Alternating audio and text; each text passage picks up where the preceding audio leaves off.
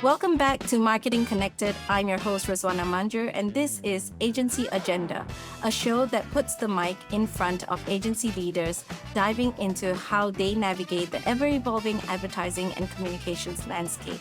We're back for a fresh round of conversations for Season 2 today, and we have in the studio with us Tony Harradine, CEO of Asia Pacific for Omnicom Media. Having started off his career in advertising at Starcom in the UK, Tony headed over to Active International for 9 years and then had a year-long stint at IPG Media Brands. In 2014, he joined Omnicom as Chief Investment Officer, and now he's been CEO for almost 8 years. We're all well aware of the monumental changes that recently happened as Omnicom completed a $13 billion acquisition of IPG, creating the world's largest advertising holding company by revenue, which led to significant cost synergies, structural changes, and expectedly job cuts. Tony will share with us today on where he and his APAC leadership team are post the aftermath. And with that, we just want to get into the conversation. Thank you so much, Tony, for joining us. Thanks for having me. It's really nice having you in the studio, and we're very honored to be kicking off Season 2 with you. I know it must not have been an easy 90 to 100 days the last couple of months. And I'd like to believe, and maybe I'm wrong in this, but I'd like to say the dust is finally settling. But what's the last couple of months been like for you? Yeah, look, it's been a long year, but it's always a long year in advertising, right? There's always change. Yeah. I guess the benefit is that we had a year to prepare for the acquisition, which happened obviously late last year. I feel that we've been very well prepared, right? Because it is a seismic event in the agency world, right? Two big holding groups coming together. It's never happened before. I think certainly for Asia Pacific, it'll be a game changer for us. I mean, you've got two strong organizations coming together. It's only going to create an even better one. You know, the leadership team are at the forefront of a lot of the work streams. Ton of support from our global counterparts in terms of what's to come, and that's now cascading from region to the local markets. As you know, Asia's fairly complex. It's super fragmented. Absolutely, it's a series of sort of sub-regions, right? Yeah. As it were, and then very individual markets within those sub-regions. So it will take a bit of time. Yeah. But no, we're very excited in terms of what's happening and what's to come. A lot of work around bringing our infrastructure together, combining our teams. Yeah. A lot of cultural similarities as well between IPG and Omnicom. So I think it's a great fit in terms of what's happening. But yeah, I think we're well on the path. Yeah. But to be in the eye of the storm for a year, that must have been mentally exhausting to kind of go through that, knowing that, okay, this is coming, this is going to happen. How did you kind of cope with it? I think it's probably easier for the leadership team because we're getting a lot more visibility of things that are happening. And yeah, of course, there's always some uncertainty. There was never a sure thing that I would be staying in the same role or certain other people be in the same role. I'd say it's been harder on the teams at times, right? Because they hear less and see less than we see.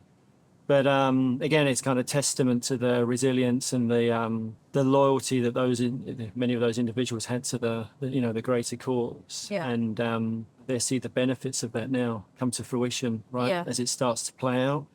But yeah, look, M&A I've been involved with before, so it's nothing new. Yeah, I think it presented a lot of excitement, but yeah, some degree of uncertainty too, right, as you're going through. You only know what you know, right? But I think on the whole, it's landing where we want it to land. So. Understandably, when the news first came out, there was a lot of speculation, right? Sometimes news would leak out from different regions, leading to speculations in other regions, which obviously you guys couldn't confirm immediately. There's a lot of red tapes that were there. When such incidents happen as a leader, what's the first order of business for you? What did you feel was a priority? What goes through your head? That's a good question. And look, when you're going through something of that magnitude, there's obviously regulatory and legal implications too in terms of what you can comment on, what you can't comment on. Exactly. So I appreciate there were moments where the market, maybe media vendors, the trades, there'd be some frustration as to some of the components that they were seeking clarity on that we just maybe weren't in a position to give. Yeah. but the priority is obviously, our business is only as strong as the people within it. So it's to ensure that the teams feel secure and settled, have the confidence to keep doing what they're doing, right? So that would have been one big priority. And then, as the communication lines started to open, to make sure that we're obviously controlling the narrative, right? Which obviously started to transpire over the last 6 months to a bigger degree. But there was a lot of market chitter chatter, as you can expect. Some markets more so than others. But media is a small world, right? There's always going to be speculation. There's always going to be different perspectives, and competitors will try and use that against you when they can. But I think we showed a fair amount of resilience throughout, and held the line. And I think we've delivered the narrative now that we've needed to deliver to hopefully settle some of those concerns. I guess right now one of the main things is kind of putting a plug in the brain drain, showing the market that there's stability, showing potential new hires that there's stability. How are you sort of convincing your high value talent that this new structure can give them a good career? They don't have to always be alert. They don't have to be fearful. Come into the office, do the work, be happy. How are you putting that across? That's a good question. Look, I think ultimately people want some degree of clarity. Well, they want clarity, right? So we're providing that clarity incrementally as we're rolling out a new operating model, right? So hopefully people are starting to feel secure that the operational roadmap's set and they're part of that. I think just the agency business overall, I've always been a huge advocate. That's why I've been in it for as long as I have been. I think it's still one of the most exciting and dynamic jobs out there, right? You're on the preface of everything that's happening in the world, right? In terms of emerging technology, consumer trends, changes are happening at a rate of knots, particularly in Asia as well, right? It's always at the forefront of a lot of innovation. I think it's probably one of the most exciting beginnings of anybody's career, and a lot of people stay, a lot of people move on from there to other things, more specialized areas. I think the great thing about an agency is you see a lot of everything. You work across different clients, different disciplines. Like I said, it's comms, it's technology, it's engineering, this melting pot of great people and great thinking. I've always been an advocate and will remain to be an advocate, even with the changing demands on the business and talk of agentic capability. That's again there to enable these individuals to be even better at the roles that they're doing. It's not a replacement. So, I love the industry. And I know the leadership team feel the same way. That's why they're in it. You never worry. No, It's just not just at Omnicom, right? It's across the industry. You've seen so many prominent, great people come and go, and you've been in the industry for so many years. Don't you feel like, okay, I don't know.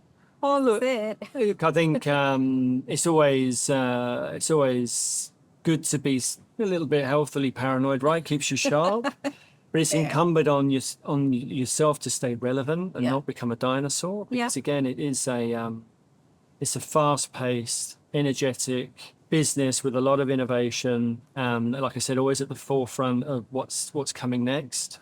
So I think if you want to continue to evolve, this is the industry to be in.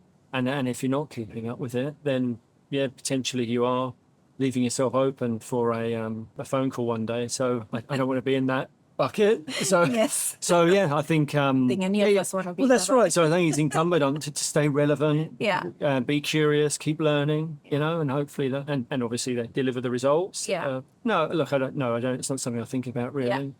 Okay, fair enough. I often wonder, how do we inject some fun back to the industry?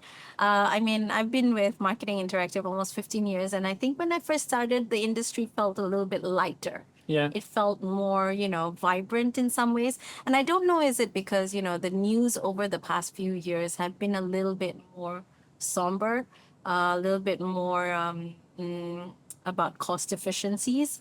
So I often wonder, how do we go back to that? How do we keep reinventing the fun of the industry as well, where people want to work with us?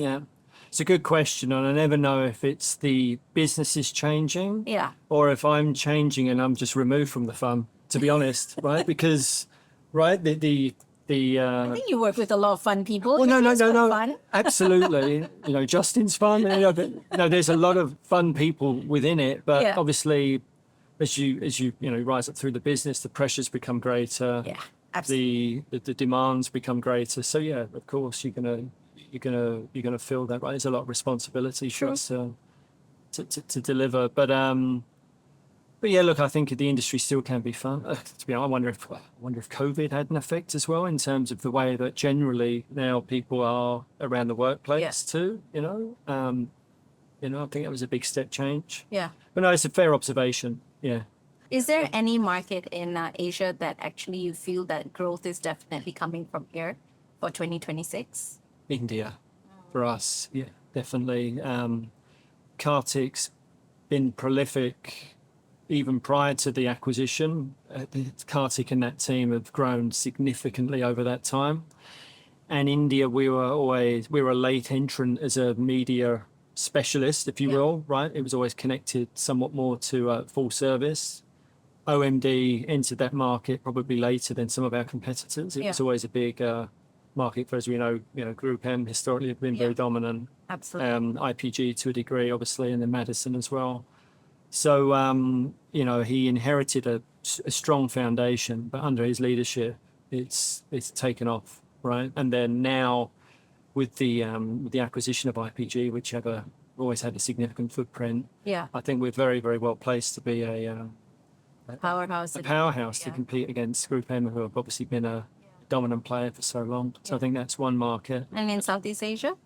Southeast Asia, we've grown significantly as well. Malaysia's been meteoric rise. I love Eileen. I know, amazing, right? So smart. Really, really strong operator. Under her leadership, Yeah. Malaysia went from strength to strength. Again, IPG's very, very additive there because they've had a very successful business for years as well. So the combination of the two is going to create something quite powerful. Chloe in Singapore again, fantastic operation. Thailand, similar narrative to India, where we're probably more of a challenger in recent times. IPG were very big. We're growing quickly under Rochelle's leadership in Thailand. But then the combination of the scale that IPG bring is going to, again, put us in a very strong position, I think. So, yeah. Amazing. You've got some exciting markets developing as well. But when situations like this, and I veered completely off the questions that I had planned for you, but thank you for answering them nonetheless. Coming back to the fact that, mergers and consolidations do happen. One of the critiques that often come out is that it's an economic problem for shareholders that's being solved rather than a structural one for CMOs. What are your thoughts on that? How do you sort of prove to your clients that, you know what, this is better for you and better for me too? No, I get it. Well, look, the reality is our shareholders benefit based on the clients that we have in the building. Yeah. So the number one priority is to ensure that we're delivering for them. Otherwise, we don't have any value to give back to shareholders, right? So that's probably my blunt answer. But yeah, I think absolutely the roadmap that we're building in terms of our new operating model and our strength and depth in talent now, which is virtually doubled in size. And again, I know the industry keeps talking about the onset of what AI will do. Talent's still a critical part of that. AI infrastructure, absolutely, but you need the talent to drive it, to orchestrate it, right? So this event will be very, very additive to clients in terms of what we continue to build, what we intend on building, and with the ultimate aim to drive value to them and value to our shareholders. So yeah, I'd say that to deliver shareholder value, it's going to be as a result of what we deliver for clients. Otherwise, we won't achieve the revenue required to deliver. Right? And I'm glad that you touched on the point of AI. I mean, I have to be honest with you.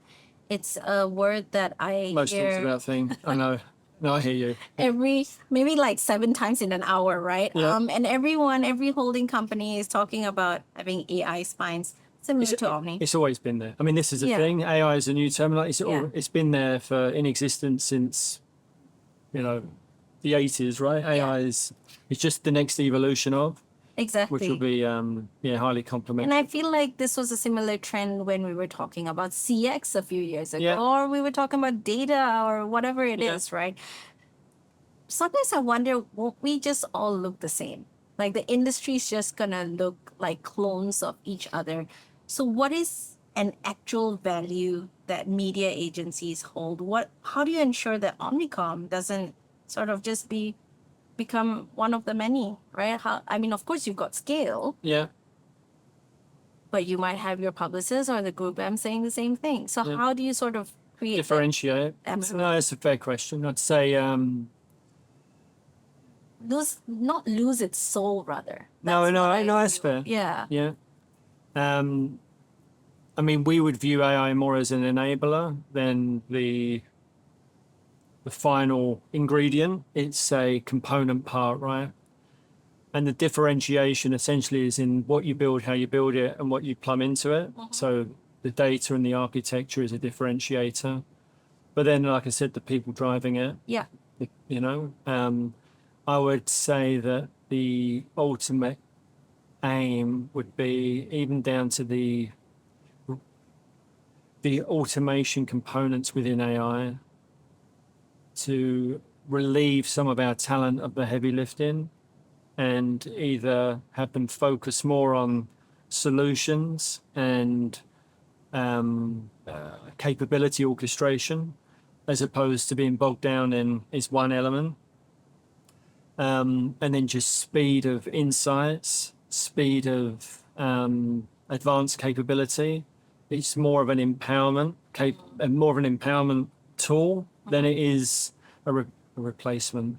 So I don't see agencies turning into a server room Okay. with an IT department anytime soon. Okay. I think humans are still very much going to be a key component of Yeah. what's going to be required to drive Fair enough. And what do you ideation and business outcomes. what do you personally look for when you're looking for these humans? When you're hiring, when you're building a team, what stands out to you? What is a must-have for you? Because everyone is trained now. Yeah. They say the right things. You never know until you start working with them. But what do you look out for? I think attitude, right? Curiosity, ambition. I think we move more into a realm of generalist as well, Okay. because with the infrastructure and capability that AI brings, I think the days of going solely deep into one area of specialization will slowly become a thing of the past, because now you've got technology and infrastructure to help you. I wouldn't say we're there yet. I think you still need, and specialists will survive. I mean, I'm not saying it's in specialists, but I think there will be an evolution. I think clients will want, maybe it's T-shaped or horizontal people that can understand the full spectrum of Yeah. business needs, right, and communication needs, and then the infrastructure's there to help enable some of those more deeper analytical components, right? Yeah. But yeah, number one for me is attitude, right? Yeah. Yeah. Fair. Yeah. You've given us all the right answers. Now I'm going to ask you something a little bit personal, okay? Yeah, go for it. So Yeah. you never thought about the client side? Yeah, various times. Yeah. Yeah. But yeah, just never ended up that way, really. So yeah, Fair. loyal. Very loyal. Loyal yeah. to the cause. Yeah. Absolutely. Yeah. That's incredible. Yeah. How did you get into media then? Honestly, fell into it. I was destined more so because I lived on the outskirts of London Okay. and big finance centre. So the calling for a lot of people, if they don't follow a doctor, lawyer, it's end up working at a bank, like in the city. So I was originally temping at like a hedge fund. So I was looking at doing things of that nature, and just got impatient. I wanted to be on the front line, like buying and selling, but Okay. I was in the back office. Okay. And I had a friend at the time who was working in marketing, and she said, "My boss's husband, he's in this industry, and he's a media buyer. Okay. And he sounds really dynamic, really exciting. You're phoning up, you're negotiating with TV networks. Why don't you go and try an interview for?" So being the chancer that I was, and I thought, "Oh, I'm just going to go and I'll interview at no preparation." Yeah. And didn't get the job. And it took me about 5 times. And then I realized this is actually a very competitive area. and then studied and worked, and then eventually got a role at Starcom. Oh, it was MediaVest then. Yeah. But yeah, MediaVest. Yeah. Yeah, as a TV Wow. yeah, kind of fell into it really. Isn't it funny though? Yeah, and then I've loved it ever since. Wow. What would you say keeps you up the most at this juncture? What keeps me up the most? Yeah, nothing business related actually.